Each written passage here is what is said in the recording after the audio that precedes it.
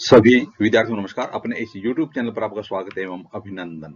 हाँ तो विद्यार्थियों, आज हम संस्कृत व्याकरण विषय से संबंधित संधि व संधि विच्छेद देखने जा रहे हैं। तो आज की हमारी कक्षा रहेगी 10th। आज का हमारा विषय रहेगा संस्कृत, और आज संस्कृत व्याकरण में आज हम देखेंगे संधि व संधि विच्छेद। तो शुरू कर दे विद्यार्थियों आज का वीडियो। हाँ तो विद्यार्थियों, आज हमारे पास पहला पद है परकर्तिरेव। परकर्तिरेव। तो देखिए विद्यार्थियों, यदि किसी पद में हमें रे दिखाई दे तो एक बार हमें रुत विसर्ग संधि करके देखना है। तो यहाँ पर परकर्तिरेव, यहाँ पर रे दिखाई दे रहा है, और रुत विसर्ग संधि में रे किसका बनता है? विसर्ग का रे बनता है। जब विसर्ग से पहले ए या आ को छोड़ करके अन्य कोई स्वर हो, ऐसी स्थिति में विसर्ग का रे हो जाता है। तो यहाँ पर हम देखेंगे परकर्ति, परकर्ति। तो देखिए परकर्ति, यहाँ पर विसर्ग दे रखा है, तो विसर्ग का क्या हो जाएगा? रे हो जाएगा। परकर्ति धन्य। अब यहाँ पर रेव लिखा है तो रे तो हो गया, तो आगे हम लिख देंगे एव। परकर्ति धन एव, तो इसका हो जाएगा परकर्ति रेव। तो यहाँ पर विसर्ग रुत संधि होगी। तो देखना एक बार, परकर्ति धन एव। तो देखिए विद्यार्थियों, विसर्ग का क्या हो गया? रे हो गया। और वैसे रेफ रे बनता है, लेकिन यहाँ पर आगे सवर है तो सवर इसके अंदर मिला दिया जाएगा, तो हो जाएगा परकर्ति रेव।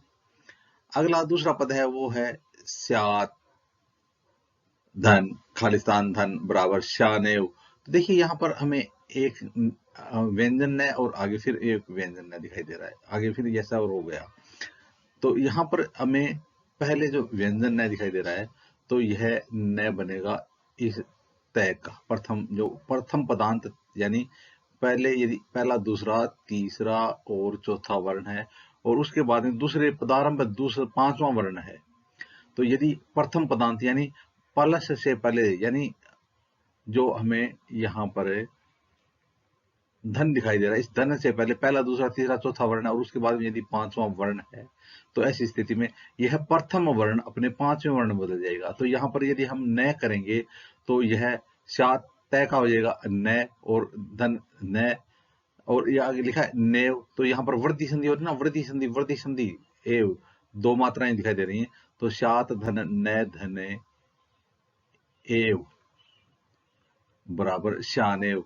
तो यहाँ पर हमें जो पहले देखेंगे तो यहाँ पर अनुनासिक संधि होगी। अनुनासिक संधि में प्रथम का पंचम वर्ण हो गया, तय का न हो गया, और बाद में हम देखेंगे स्वर संधि का वर्धि रूप हो गया। तो यहाँ पर हो जाएगा, बाद में हो जाएगा न धन एव बराबर नेव, वृद्धि संधि हो गई, और सात धन न इसका हो जाएगा शान, तो शानेव। तो यहाँ पर पहले तो अनुनासिक संधि व्यंजन संधि भी है, और बाद में स्वर संधि का वर्धि रूप हो गया शानेव।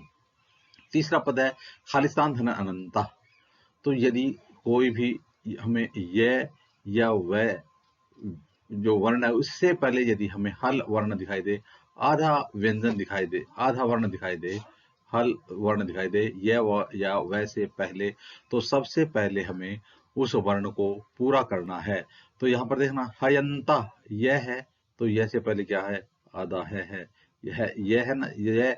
तो यह के लिए हमें ई की मात्रा रखेंगे, ई या ई की, और वह के लिए उ या उ की मात्रा रखेंगे।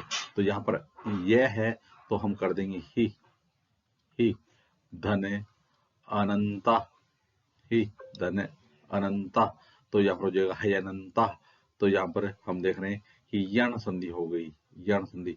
तो यह या वह दिखाई दे और उससे पहले यदि हल वर्ण दिखाई दे, तो सबसे पहले हम एक बार वहां पर यण संधि करके देखेंगे, और यण संधि करेंगे तो सबसे पहले जो व्यंजन वर्ण है उसको वो पूर्ण करके, और यदि यह है तो ई या ई की मात्रा रख देंगे, और वह है तो उ या उ की मात्रा रख देंगे। तो यहाँ पर यह है ना, यह है तो आधा अक्षर है, तो है को पूरा करेंगे तो हो जाएगा ही धन, और इसके यह की मात्रा है ए की, तो ही धन अनंता है अनंता। यहाँ पर स्वर संधि का यह अनुरूप हो गया।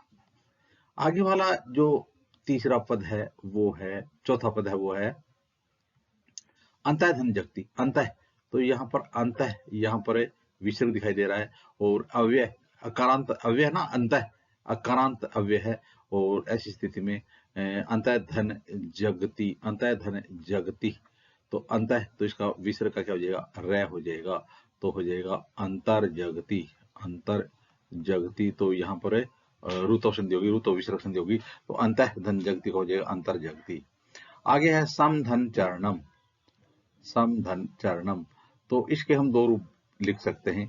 तो एक तो संचरणम, यानी मकारांत है, पदांत मकारांत, यानी मकारांत, प्रथम पदांत यदि हलंत मैं है, प्रथम पदांत प्लस से पहले हलंत हल मैं यानी व्यंजन है, तो ऐसी स्थिति में हम इसके दो रूप, एक तो यदि हम इसका जो अनुस्वार रूप है तो अनुस्वार रूप भी कर सकते हैं, और यदि इसका परसवर्ण करें तो परसवर्ण रूप भी कर सकते हैं। तो परसवर्ण करेंगे तो आगे वाला वर्ण है च, तो इसका हलंत वाला मैं ना, ये आगे वाले के पंचम वर्ण में देगा, तो च छ ज झ ञ संचरणम, संचरणम, क्योंकि मकारांत यानी हलंत वाला मैं ना, तो इसके बाद में जो पद है उसका पांचवा वर्ण करेंगे तो च छ ज ञ, तो यह संचरणम। और यदि हम समधन चरणम इसका अनुस्वार करें तो हो जाएगा संचरणम। तो इस प्रकार से इसमें दोनों ही रूप कर सकते हैं, संचरणम। आगे है धूमम धन मुंचति, तो मकारांत है, मकारांत है प्रथम पदांत, तो धूमम, धूमम धन मुंचति, तो इसका हम करेंगे तो अनुस्वार संधि हो जाएगी, है ना, अनुस्वार हो जाएगी, तो धूमम मुंचति हो जाएगा, धूमम मुंचति, तो इसमें अनुस्वार संधि होगी, धूमम मुंचति। तो इस प्रकार से विद्यार्थियों आज हमने संस्कृत व्याकरण कक्षा 10th से संबंधित संधि व संधि विच्छेद देखे। आगे आने वाले वीडियो में इसी प्रकार से हम संस्कृत संबंधित देखते रहेंगे। आप भी अपने इस YouTube चैनल के साथ बने रहिए। वीडियो देखने के लिए धन्यवाद।